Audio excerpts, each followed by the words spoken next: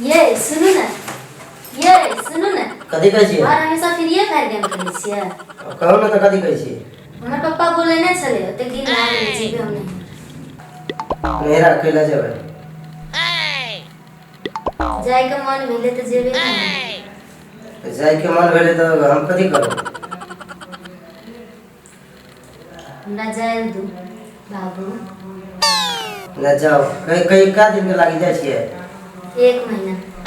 1 महीना के लागी जाइ छै कोई नहीं रहा। कथी भेले तऽ?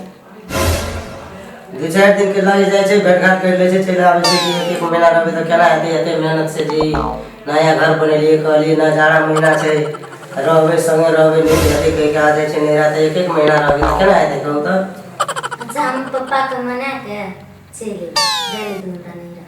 हेतै ठीके छै जाओ, लेकिन 2 दिन से बेसी नहीं रहब। सबके मम्मी पापा के जमा के भेंट कर लेब आ चलि आएब। अच्छा ठीक छै तब जाइ छी। हेतै जाओ, 2 दिन से बेसी नहीं रहब। अच्छा ठीक छै। हेतै जाओ। बाय। बाय।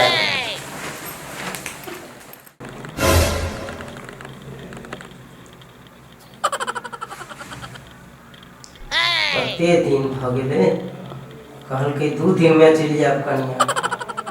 1 महीना भ गेलै आबै के नाम ले, आइ एबै काल्हि एबै कहै छै। ते चाहै छै अखन दिमाग खराब।